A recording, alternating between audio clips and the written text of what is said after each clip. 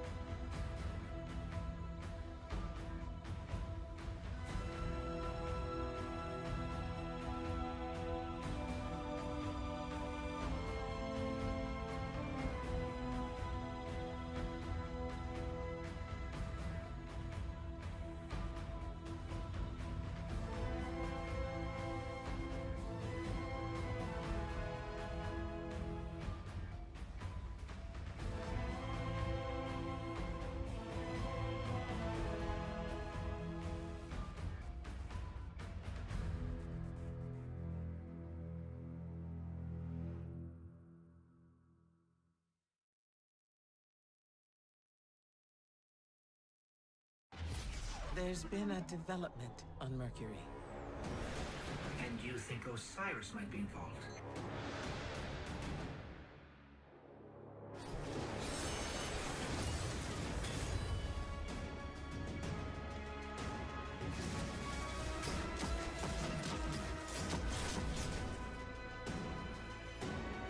I predicted many things, but I never saw you.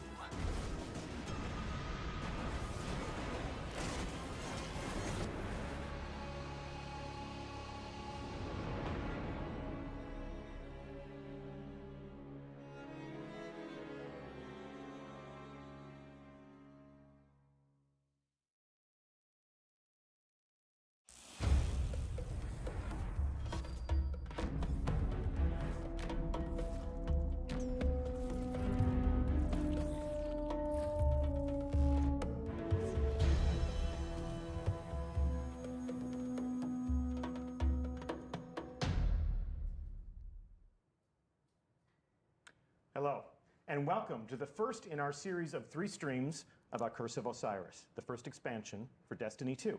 I'm Deej from Bungie, and I will be your host for today's conversation and playthrough. And I'm joined on the couch in the hot seats by 2 of the 4 developers that I'll be introducing you to today. We are joined by Christine Thompson. Good morning. Good morning to you, as well as Dave Matthews. Morning. Glad to have you both here.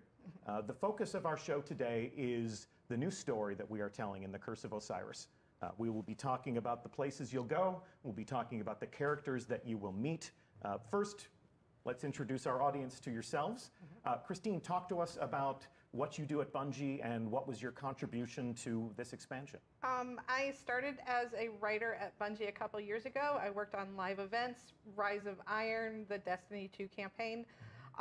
For Curse of Osiris, I am the narrative lead, which means I am coordinating all of the teams working on the story of Curse of Osiris. I work with the writers, our narrative designers, audio, cinematics, and work with Dave and Dan Miller, our design director, and put it all together and make the story. So that's a unified approach all the way from the major themes of the story that we're telling all the way down to the flavor text that goes on a weapon. Everything. And Dave? Yes. Morning. Morning. Talk to me about how long you've been at Bungie, what you've been doing since you joined us, Sure. and what was your contribution to what we're about to take a look at. So I've been at Bungie for about 8.5 years. When I first joined, I used to work with the characters and hard surface teams, so weapons, vehicles, all the combatants, as well as all the gear that you had. And as time has progressed, I've worn a few other different hats, including creating large spectacle moments throughout the game. And in Curse of Osiris, I'm acting as the art director. Awesome. Well, with those introductions on record, we'd like to introduce you to some of the characters that you will meet in Curse of Osiris. Spoiler alert, if you have not finished the Destiny 1 campaign, we will be discussing some of those details throughout the course of this conversation.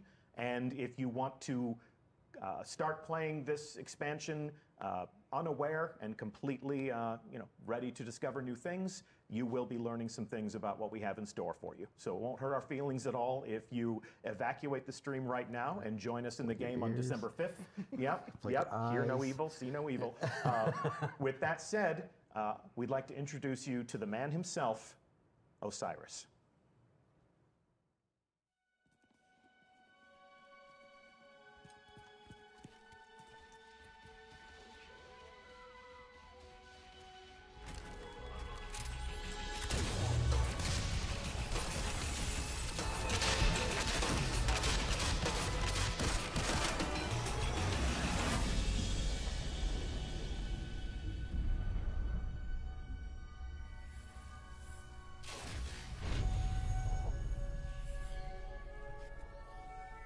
Ominous rocks, killer robots, people in mortal danger. Seriously, aren't you tired of this? Fatigue is a distraction from our purpose. As are complaints. Oh, I haven't begun to complain yet. Ouch! Ugh! Now I'm complaining. Focus, Sagira.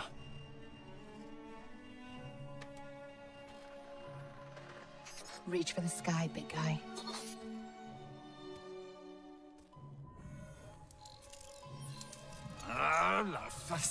Need help? Again? I've got it, thank you.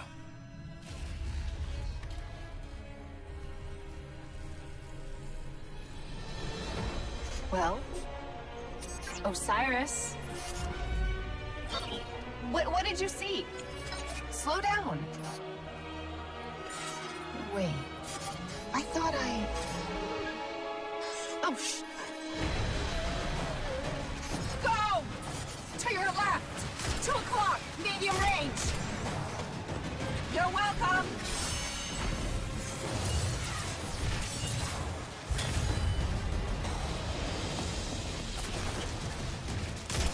You know, I can't help but notice that even with all of reality to explore, you keep picking the places where they shoot at us. We can't stay here. If the Vex succeed, it's the end of everything. Sagira, we can see your light. You have to go. Nope, not leaving you. Without me, there's no coming back. If I don't stop the Vex, there won't be anything to come back to. I'm doing this for the both of us. Don't you even... Osiris!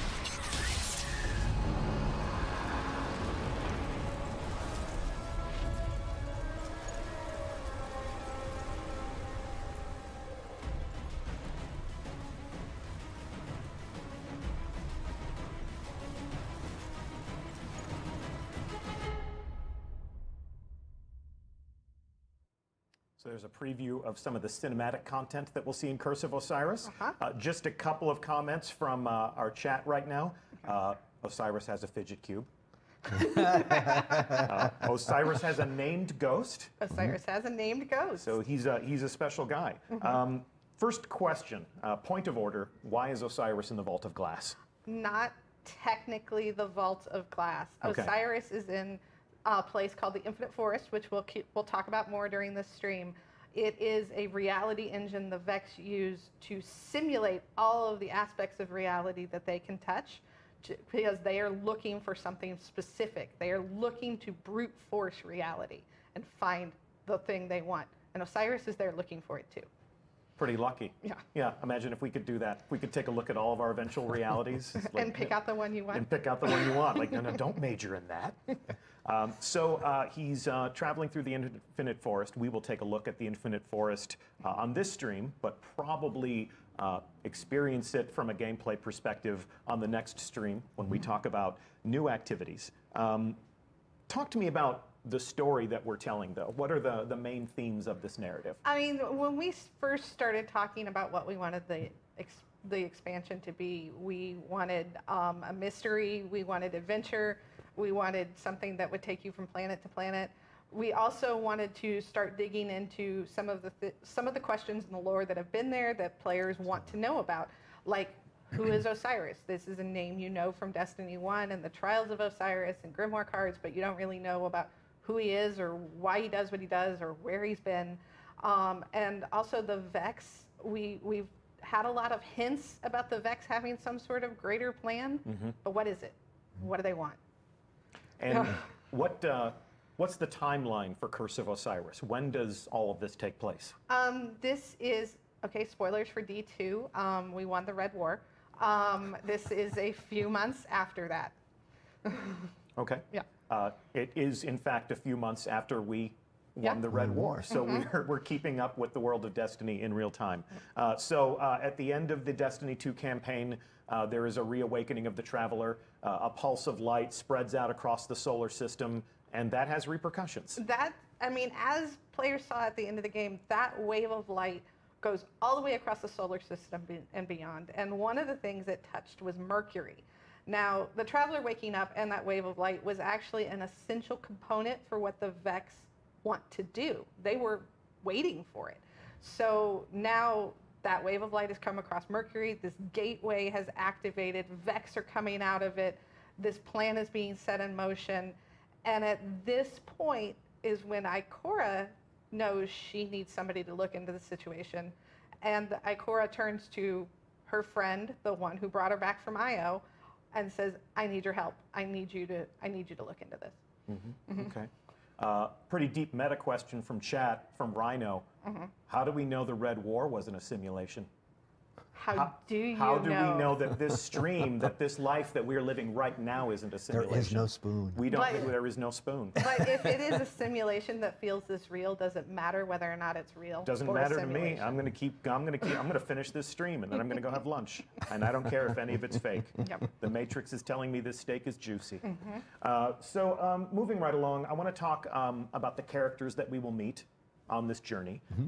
Let's begin with Osiris. We've got a slideshow put together, and these faces are far more interesting to look at than ours. So let's share some screen time with Osiris. Talk to me about this character and what we did to sort of reach past all of the conjecture and theorizing on the part of the players who may have followed in his tracks to the lighthouse, Sure. and bringing him to life, as it were.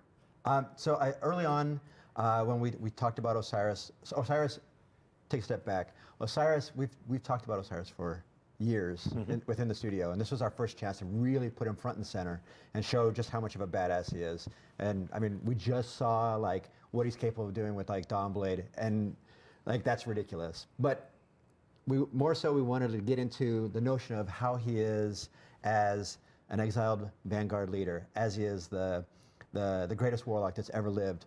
All these things, plus what he's been doing, his obsession with the Vex, why he's on Mercury, these are all things that we brought into how we came up with the aesthetic for him. Real early on, we made the commitment. We wanted to make sure he was Middle Eastern, and he's actually even voiced by Oded Fehr, which is freaking great. And if you look at the character and you go back and you take a look at the trailer that we were just showing, and you start to step through it, you're going to notice a lot of clues about like chronology and how Osiris continues to work with the gear that he currently has, and when he was exiled, what he took with him. There's a good look at his. There's a good look at his gear right now. Absolutely. If you take a look at it and you start to kind of sweep through it, you're going to notice right off the bat those bracers. Those bracers look a lot like bracers of old, but clearly something's changed. And this is obviously to like exemplify the notion of him exploring the Vex and learning what he can do to modify and take Vex technology and make it his own. And when you are exiled from the tower, you can't go back and decode your engrams. No. But before his exile, he was a powerful figure in the tower. I mean, he was essentially their commander, Yes. right? Absolutely. He was Zavala before Zavala. Yep. So some of the other themes that we definitely are leaning into, absolutely we want to lean into like Egyptian mythology. Yes. So you're starting to see like even around like the neck bangle or even the headgear, we're starting to like tease out some of those aspects that are definitely Egyptian. All these things that pay homage back into like that mythology of just how great of a character Osiris is. Shout out to one of your peers. This is a piece of concept art created by whom? Ryan Gitter. Ryan Gitter. Awesome work, man. Mad Thank you, artist. Ryan. And then this view of Osiris's gear is, this was what, the cinematic model? Right. This is the model that we just saw in the prologue that we were just looking at. Yeah. This is our high-res cinematic model. So this is where we get to see all of the small, fine details that are there. We also have the in-game model that you're going to be able to see at some other point, and I'll leave that as a secret. Okay. Yes, as indicated, we've got 3 streams, including this one, before it's time to play. So there'll be a lot of opportunities to dive deeper into all the different aspects of Destiny that brings players to the game. I was going to say, perfect timing. Perfect segue. So one of the other things that's also great about being able to take Osiris and pull him out of the tower and then have him be exiled and move forward is his ghost and what his ghost looks like. So this is Sagira. Yes. I don't want to steal Christine's thunder because this is a really special moment for us. So I'm going to let Christine talk about Sagira. Super, super excited about Sagira. She is the first ghost that you hear in the franchise other than the player's ghost. Yes. She's the first female ghost. She's got a name. She's got opinions. She has a lot of opinions. She sometimes thinks the Guardians, including Osiris, take themselves too seriously. No. So it is a lot of fun looking at the world through her eyes. And when we reach Sagira in our timeline as players, she has been, as we saw at the end of that prologue, sort of lost. Yes. And we mentioned that Oded Fehr plays Osiris.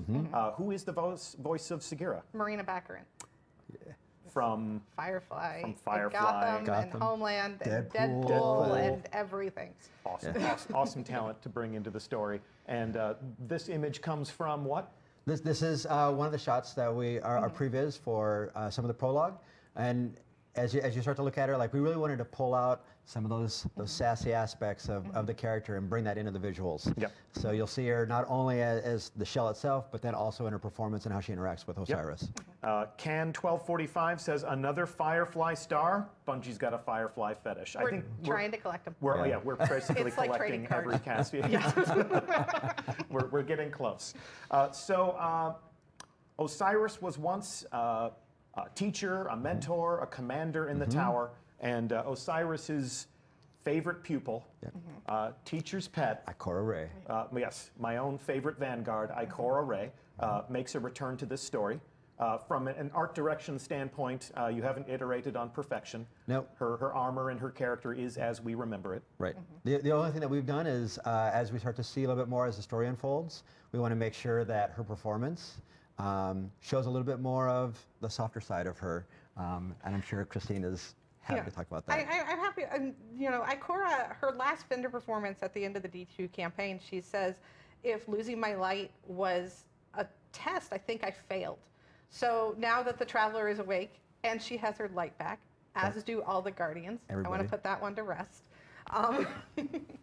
She is starting to explore what she needs to be and what she needs to be to become better.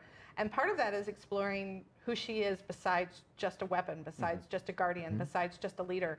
And that's exploring who she is as a human. And that means having a friend. She hasn't had a lot of friends. She hasn't had a lot of people she can trust. But the player is one of those people. Nice. Yeah. And if Ikora had a favorite pupil, he's also got, well, maybe not a favorite follower. I don't even know if Osiris knows he has followers. He knows, but, you know, he doesn't like the celebrity aspect. Okay.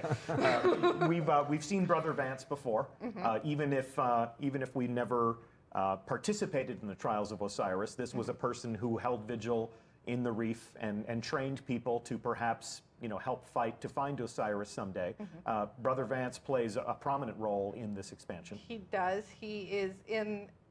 He's in our social area, which we will get into in a little bit. But also, Vance is a little different from the one we saw in Destiny 1. If Vance in Destiny 1 was somebody who was hoping to someday maybe find the right Guardian who could go and bring back this person that he's studied and learned about and wrote about and, you know, but never really met. Vance in Curse of Osiris is like a guy who knows that he is the gate is open, the signs are coming into place. He is going to see Osiris on Thursday afternoon and it's Tuesday, and he is so excited. He doesn't know what to do. This is the second time throughout the course of Destiny that somebody who has trained you in the Crucible gets to step to the forefront and say, what you have been preparing for has come to a point, and it's time to get down to real business. Interesting. And of course, we have some new destinations. We're going to go to new places where we will encounter these characters. Let's jump into that. Of course, we are going to go to Mercury. To Mercury, of course. So this image is what we call a postcard. Yes, this is sort of the touch point. This is basically the artistic keystone that influences all of our design when we build a new world. Absolutely correct. When we're thinking about a new destination like Mercury, we come up with a variety of pillars of a phrase or a word that tries to encapsulate what we're trying to achieve there. And one of the big ones that we have for Mercury is mystery. We teased it and we showed a little bit of it. You had a glimpse of it when you were in the lighthouse back in D1. And everybody always wanted to understand what it was like to be out there. So as you start to look at this concept and the other locations on the present version of Mercury, we use that as a way to look for, to create mystery, to create wonder, to create a sense of discovery of what's around every corner. We use that as our guiding touchstone for how we look at our environments, how we create the landscape, how we create the props that exist inside of it, lighting, environment effects, all those things come back to that guiding picture. Christine, in terms of the chronology and the lore, Mercury was a lush garden world. Yes. And then the Vex show up and ruin everything. So they've turned this into their own machine world, essentially, yeah? And they've hollowed out the core of the planet, and that is something we're going to talk about why they did that. Okay. and that's one of the mysteries that we'll solve. And then this is obviously an in-game view of that environmental landscape. Sure. Just a piece of Mercury right here. Yeah. And what you're seeing is that's the gate that actually takes you to the infinite forest, and that's something that Christine was talking about just a couple seconds ago. Yeah.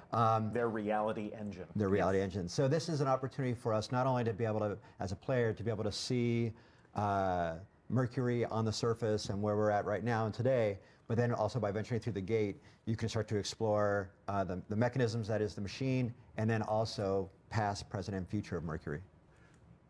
So this is a concept of the infinite forest. Right. This piece of concept art was created by who? This one is also Ryan Gitter. Ryan Gitter, hard at work making awesome stuff for us. Thank you, Ryan. So this is their reality engine. These are their machines. This is essentially how they jump through time and space and look at every possible eventual outcome of everything that they do. Right. I call it trying to find the equation for the future. Yeah. And then once we look at it in-game, this is sort of a jumping off point, and then you can make your way through that landscape.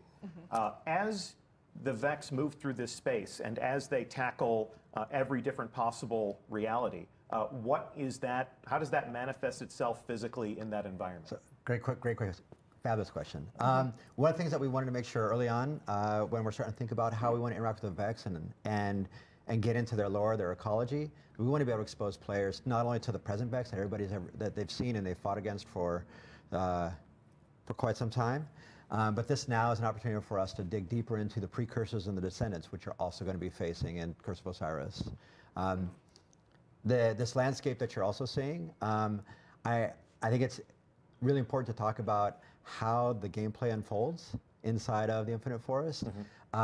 It's the way that we built it. It's the first time you play through this mission, you'll run through it and you'll experience certain foes and certain objectives. And if you were to run through that mission again, odds are that space is not going to play out the exact same way. The space is different. The enemies that you may face is different. Right. Would you say that this is procedurally generated? Absolutely not. No. So this is lovingly crafted, very intelligently assembled in a way that we can create new and unique experiences every time you come into the Infinite Forest. Yeah, and we've always art directed every square foot that you've encountered. Every in Destiny. decorator, every plant, yes, every budding flower. But this landscape has different combinations of set pieces and enemies to fight, so it gives you a lot of different infinite combinations for experiences. Hence the Infinite Forest. Hence the Infinite Forest. And as we move through this space, we can also experience the Vex manipulation of time. It's my understanding that we can show future Mercury. We can totally show future Mercury. Okay, so this is the Mercury of the future. What are we looking at here? So this is dark. This is deep into the future. We call this. We refer to this picture as the dark future. Okay. This is where the sun has gone dead. What you see in the foreground there is the lighthouse. After like a tremendous amount of entropy, there is no life on the planet. The only thing that remains is Vex. There's no life anywhere. No light, no dark, just Vex. Just Vex. Just nothing to light the way, but just a sea of red vexed eyeballs. Right. This is a piece of concept art created by? This is by Dorje. Dorje Bellbrook. Man, stellar. Wonderful, wonderful work. And then this is what it looks like inside of the game. Right. That's the lighthouse in the dark future. So it doesn't look the same. No, it's certainly. Oh, look at that. Yeah, it's completely just busted down. And good segue. The lighthouse in the dark future is not a hospitable environment. No, it's not. But the lighthouse of the now, which is really what this is all about, is different than we may have remembered it. Yep. It looks like it's a little bit more hospitable to company and visitors. A little more lived in. So let me tell you a little bit about it. First off, did you manage to make it in Trials of Osiris? Did you make it to the lighthouse? Shout out to Pope Bear and Anbu. They took me to the lighthouse once. I was not hired for my thumb skills. How about yourself? Yeah, I've managed to make it there. Yeah. My fire team's been my two boys. Okay. Alex and Griffin. They managed to help me get there. Yeah. They're better players than I am. No, it's good of you to give your sons backpacks. And Christine? I've seen YouTube videos of people who made it to the lighthouse. And I'm sure there are many people watching this stream right now for whom that has been their only exposure to the lighthouse as well, is YouTube videos. And PvP, I am a target. Well, we're all targets in PvP. It's just a question of how hard a target are you. But for everyone watching and everyone who will play Curse of Osiris on December 5th, you're all invited to the lighthouse. As you said, Osiris's followers are very anxious about the signs pointing toward his return, so they've thrown open the doors and lit the candles. And they're ready for it to happen. Okay. So for us, like this is a really big deal for us to be able to have everybody get a chance to go to the lighthouse. This is an opportunity for us to pay off what people have only dreamed about going to. I want to call out real quick that this is the space that you're going to be able to start a lot of quests. This acts as like the hub for most of Mercury. Okay. You're going to start a lot of your missions here. You're going to want to kind of resolve some of your missions here. There's a lot of mysteries within the lighthouse for you to explore. And there's a few people for you to interact with. Well, I have a controller in my hands, so let's go there now, shall we? Let's do it. Yep. All right. We break net live, and we are going to the lighthouse, and here we are. So as you can see, if you've been to the lighthouse before, it is a changed environment. A little friendlier, you can't fall to your death. That's very kind of you, yeah. We've kicked out some carpets, we've lit some candles, and this is a functional space. I am armed with a weapon, but I mean this gentleman no harm. The scent of ozone. Come closer, warlock. So much like our interaction with other in-destination vendors, Brother Vance has assumed a functional role as somebody who will guide us and reward us. Absolutely. He sits within the lighthouse, much like Failsafe, and Devram. Yes, and others. And there you go. And this will be an opportunity for you not only to learn a little bit more about Vance, but then also how Vance sees Osiris and his eagerness for his return. And we can see here that Vance has his own engram. Yep. And the levels have been raised. The levels have been raised. Player level is up, we're bringing it up to 25. Okay. And your light level will go to 330 as a soft, and 335 if you got your mods. Okay. Very good. And we will be taking a look at all of the gear that you'll be able to pull out of this engram in the third stream in the series. Although, for the time being, I figure there's no harm in me showing off the Warlock gear that you'll be able to add to your collection. And this dresses me up as a proper follower in the Order of Osiris. I'm looking Egyptian and badass myself right now. And just to take in a little bit more of the space here, we can see that Brother Vance is very much the scholar, very much the seeker, if you will. A little obsessed. Just a little. Or a lot. We prefer the term captivated. Yes. And the entire space has been redressed. We want to make sure that we want to tell that story visually as well, that that not only has Vance come back, but then other followers of Osiris have started to come back as well. Yes, we got a gathering of his followers right here. And these two fellows right here, near and dear to my heart. Look at that, they're exos. Looking mean fellows. This is a place of study. This is a place of learning. These guys have more books than the speaker. Is that too soon? Maybe. So the gate there is live. We'll go through there in just a moment, but there's more to look at here in this space. Sure. As I move through slowly and deliberately, like a cinematographer. Here's something I'd like for you to tell me a little bit about, Dave, but I think when we have Dan Miller, the game director for Curse of Osiris, in the hot seat next week, I think he can give us a little bit more context. What is this installation right here? So this is basically a tracker or a history marker for some of the optional activities that you're going to be able to have as a player at the end of campaign. Okay. If you actually look at your hand cannon that you got it in your hand right now, that's actually one of the destination-themed weapons. That is like basically the notion is older weapons that Osiris has grabbed, taken, and modified using Vex technology. You actually have an opportunity to go and adventure for the ability to forge these types of weapons. Okay. And that object that you're looking at right now, that actually shows you the markers of all the different ones that you've been able to create to date. Yeah, so we've got a couple of glyphs or runes or some sort of holograms here that are active. And each of those nodes represents a different weapon? Absolutely does. And I will acquire these throughout the campaign, after the campaign? How does after the this work? campaign, and it's all optional quests that you can do as a player. And so each one is represented by a quest? Yes. And I can see here that you seem to have hacked into some Vex technology and wired it into this installation over here. Yep, we call that the Forge. That's actually where you'll take all your elements and you bring them together and you're able to forge these weapons. Look at that, we're worse than the Fallen. Okay. And then as we move over here, we can see that, as always, the lighthouse has a lovely view. And you'd mentioned before that there's always been a player curiosity to leave the confines of this space. What's on the surface, and yeah. explore See what's out beyond. there. See what's out there. So this is a good opportunity to satisfy that curiosity. Destiny has always been about exploring. We should go through the gate. We should go through the gate. Here we go. So we're going to see what's on the other side. And here we go. We are going to visit Mercury for the first time. Welcome to Mercury. As you can see, I have a fire team waiting for me. Right here, we have a Titan dressed similarly in some fabulous... This is our destination theme gear. Okay, so this is the gear that I'll earn by playing the campaign and being a willing combatant. And then... and there's my favorite. I play Hunter. Oh yeah, we playing favorites now? Well, then we have to have another warlock. I'm all the warlock you need today. So they know the rules. If I'm going to sit in the chair and hold a controller, I get to be the warlock. All right. So this is our public space. So this is the space that exists in the present time.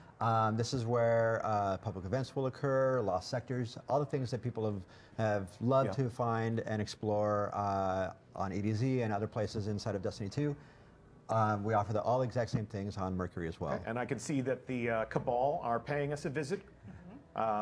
What's Mercury is the closest planet to the Almighty, and there are survivors after the Guardian went and kind of wrecked the place. Yeah. So they have come to Mercury. All right, let's see what else is on Mercury. Gentlemen, if you lead the way and take us on a walking or perhaps even shooting tour of the environment. It is a bit of a hot zone, so be careful. All right, weapons hot, fangs out. You are green to engage. Let's see what they got. Yeah, like as you promised, we got some Cabal stragglers through here.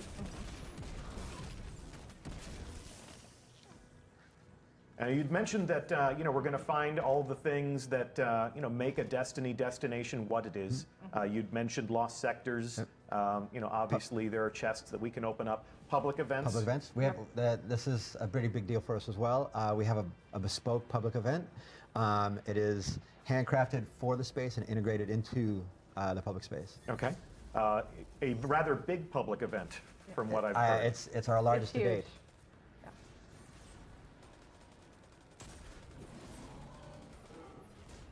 Probably want to watch out.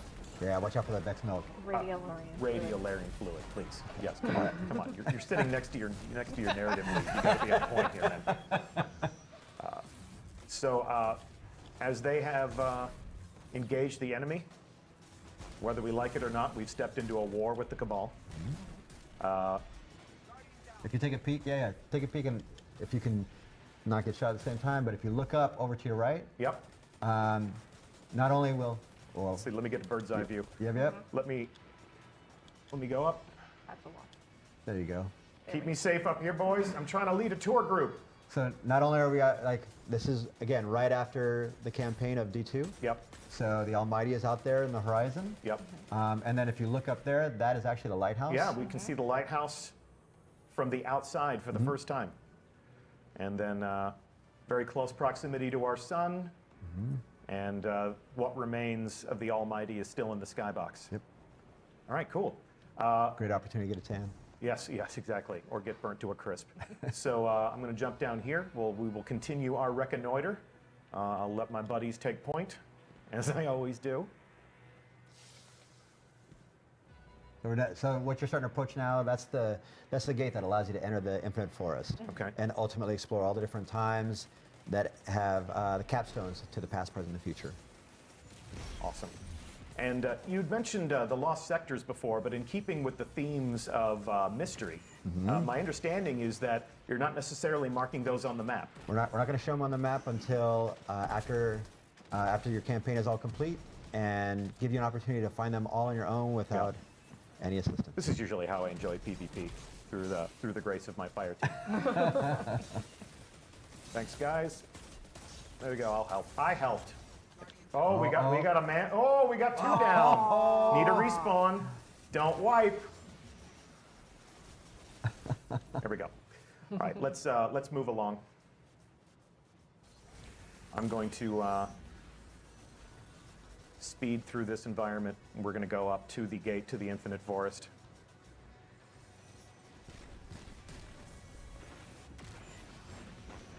Yeah, and again, early on, we want to make sure that anybody that played PvP maps down on Mercury, that all this stuff felt familiar. And if you harken back even to like Black Garden days, some of the statues and things like that, we want to pull that idea and those concepts forward, and make this place feel familiar, yet unique and full of mystery. All right. We'll take one last look at Mercury. And then we are going to go through this gate, which will bring us into the Infinite Forest. I am now deep within the planet of Mercury. Yes. The Infinite Forest is pretty much fills the core of the planet. The Vex came in, they took it over, they hollowed it out, and they built this, and they keep building. From an aesthetic perspective, it was a goal of ours to make sure that we could create something that felt like it's set outside of time and space. So we come back and look at that postcard, and now that you're here, boots on the ground, actually looking at the space, we wanted to make sure it felt surreal, it felt dreamlike. Well, as my fire team forges ahead, I'm going to park right here, just so that we can take a look at the destination. Sure. We can see some of these different installations here. We call those trees. Okay. The Infinite Forest has to have trees. The forest needs trees. And what would the Vex consider a tree? So, and you can see that there's sort of a different aesthetic for some of the different trees. This one's pristine. This one is not. That one is not. These are all different trees that allow you as a player to go to different times. So as you, like the one on the right that you were just looking at, that will take you to the future, to the dark future. The one that's just slightly off to the left, that's going to take you to another version of the past, to the present, and then the one that's pristine that you're looking at right now is deep in the past when Mercury was a lush garden planet. And that is one of the things that we are leaving for player exploration. We're not going to show you Mercury of the past today. Not yet. By your command. Please, and, thank you. You can see we are, in fact, inside the planet. There is no sky here, only the natural ceiling of the planet's crust, I guess you would say. Mantle, maybe? Mantle? The crust? I really needed to pay more attention in geology, but I knew that wasn't the best possible future for myself. So much like the Vex, I made a command decision there. Fantastic. Well, I am going to take us back to orbit. I'm going to abandon my fire team, and they'll be okay. They'll be fine. Yeah, I wasn't much help to them anyway. So I'm going to return us to orbit, and we are going to move on to the next portion of this stream. So I'm going to thank you so much, both of you, for joining us on the couch and talking to us a little bit about the story. Hopefully we didn't reveal too much. Hopefully we have created that sense of curiosity so that you can jump in and you can discover these things for yourselves. This was a good teaser, I hope. And little taste of things to come. Yep. That was the goal. So I appreciate you both joining me on stream today. We are going to refresh the couch. We're going to bring 2 more developers onto the hot seat. But before you go, one more time, Dave Matthews, art director. Thank you. Christine Thompson, our narrative lead. Thank you. Thank you so much for talking to us. You are free to go, as they say. And I'm going to do an inspection of the director right now while you get back to work, and we welcome 2 other developers onto the hot seat. Awesome. Thanks so much. Thank you. So let's take a look at the director. Let's open this right now. Just want to give you a brief tour of some of the different things that you can expect to find as part of Curse of Osiris. The first thing that we will take a look at is the strike menu. As you can see here, the Heroics Strikes playlist, is coming back. Great source of cooperative fun with yourself and 2 friends, as well as a good source of rewards. You can also see that we do have a Mercury destination that we're adding as a node to the director. And thanks to the almighty, Mercury does not have all of its structural integrity. It's been devouring the planet as fuel. Thankfully, it takes a long time to devour a planet, so there's enough left for us to explore. I also want to take this stream as an opportunity to answer what has been a question since the original reveal of Curse of Osiris at Paris Games Week. We have made the promise of new raid content, and there have been a number of questions as to what exactly that means. And to answer that question, we have brought onto the couch 2 other members of our team. Stuart Monsky, this is your first ever Bungie stream.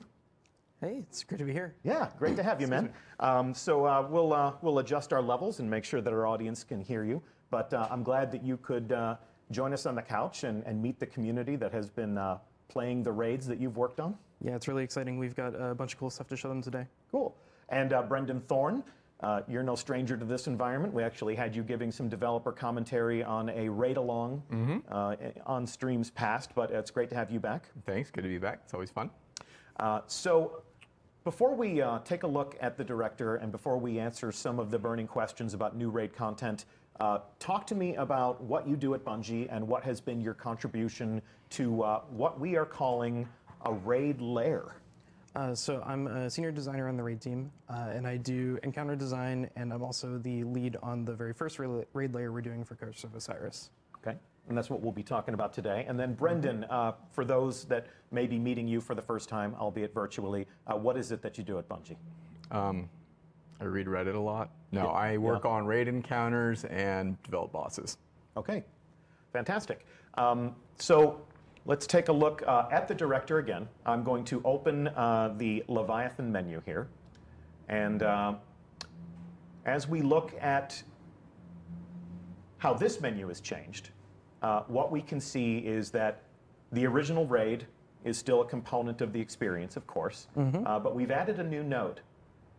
And this is what we're calling a raid lair. The Leviathan Eater of Worlds is the name of the activity.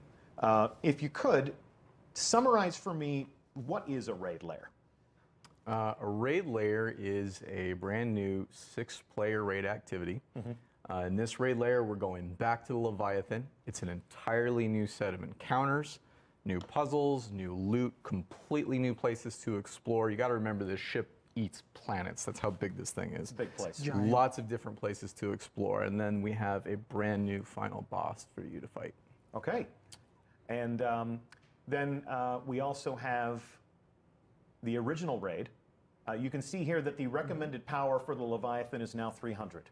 We're bringing everything up. We want to make sure that we have a variety of raid content to play. We don't want to deprecate anything.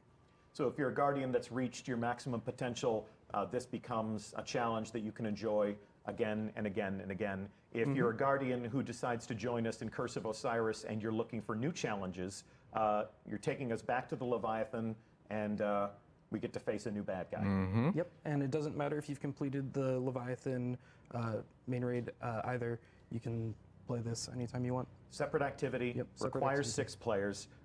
What is the scope of a raid lair if you were to try to size it up? So it's not as lengthy as the original Leviathan, but there's still a boss and then all the challenges leading up to them.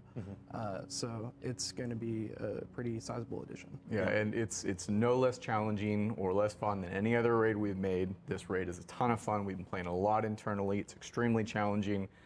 You're going to die a lot. You're going to die a lot. That's the challenge? You're going to die a lot, Guardians. So hopefully that challenge is accepted. Let's see. What else can we say about this? We guide the Leviathan. We will also guide the raid lair. With your permission, I'm going to launch this activity. Let's do it. Sneak peek. All right, we'll take a look at that. Before we go down,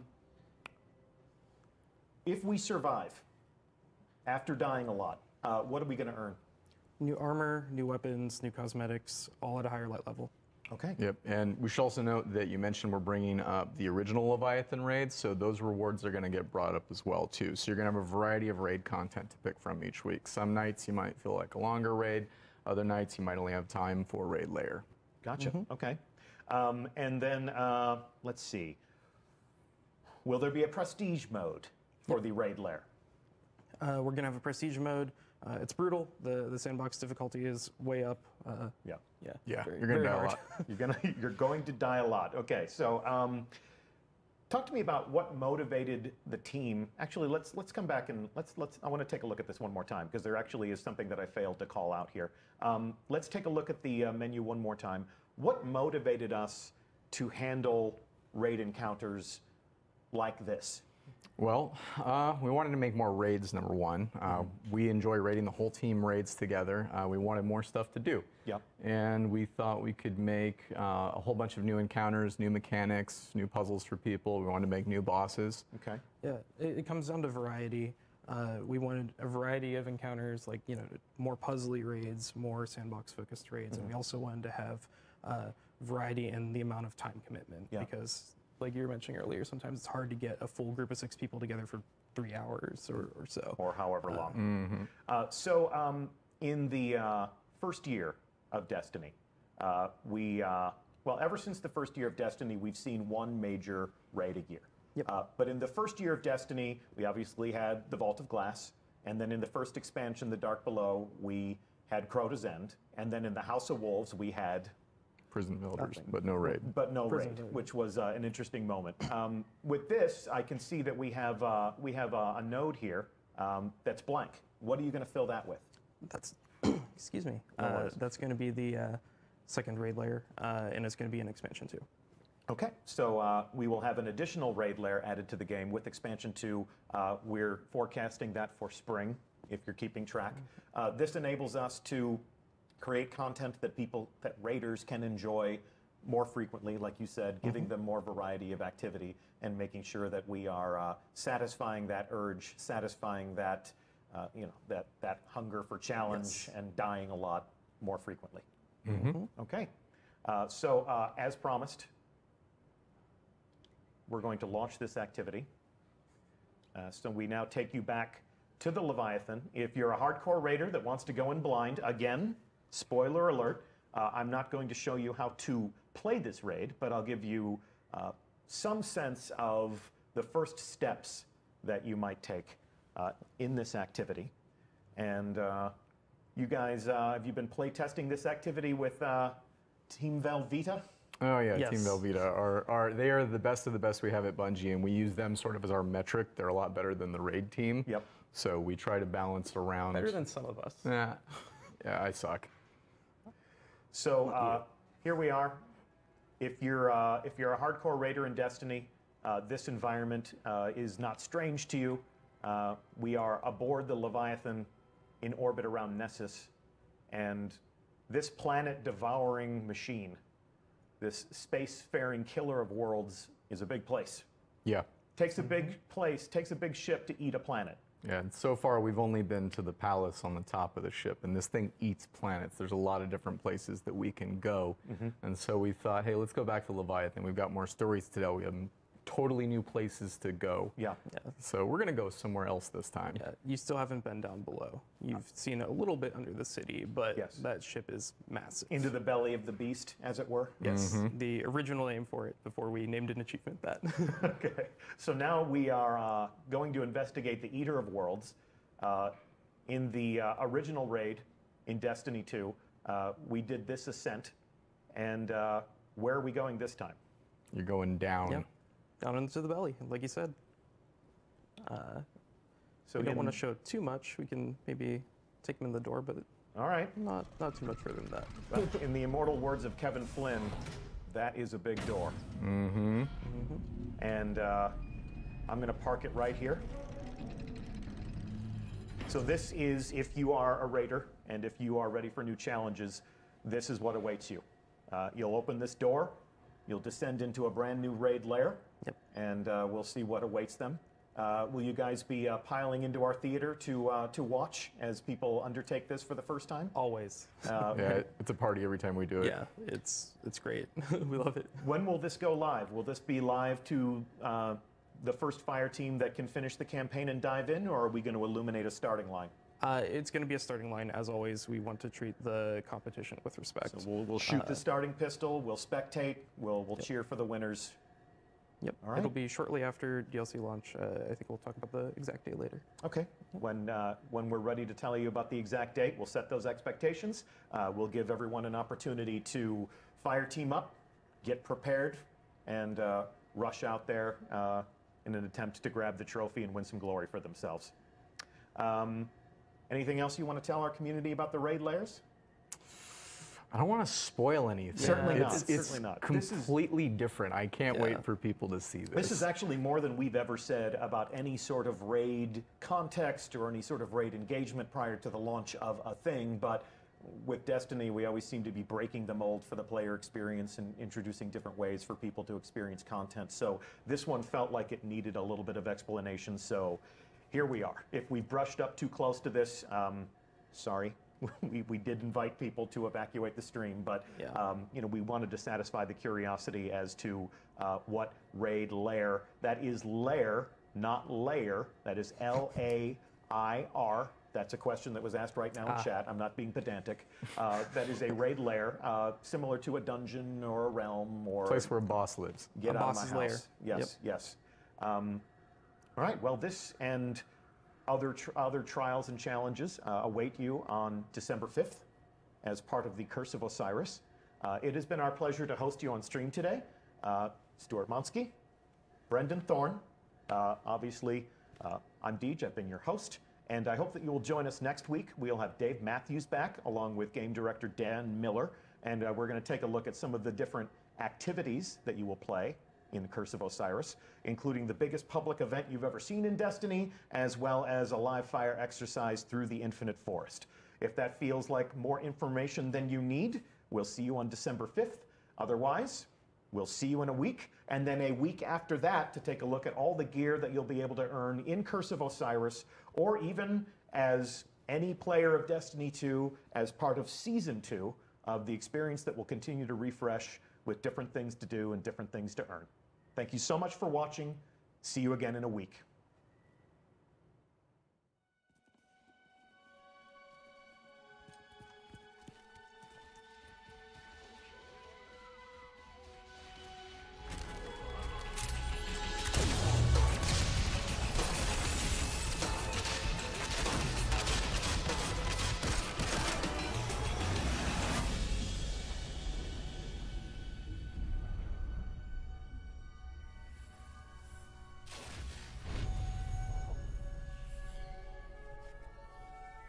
Ominous rocks, killer robots, people in mortal danger. Seriously, aren't you tired of this? Fatigue is a distraction from our purpose. As are complaints.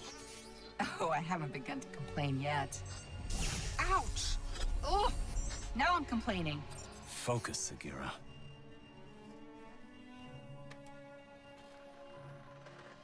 Reach for the sky, big guy.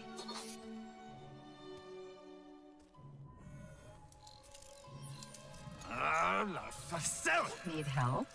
Again? I've got it, thank you.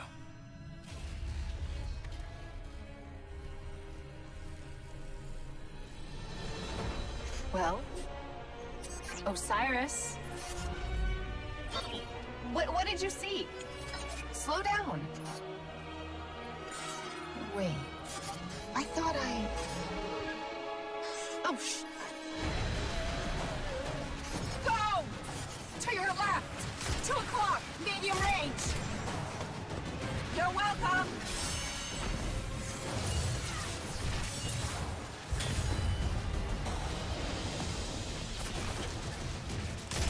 You know, I can't help but notice that even with all of reality to explore, you keep picking the places where they shoot at us. We can't stay here. If the Vex succeed, it's the end of everything. Sagira, we can see your light. You have to go. Nope, not leaving you. Without me, there's no coming back. If I don't stop the Vex, there won't be anything to come back to. I'm doing this for the both of us. Don't you even... Osiris!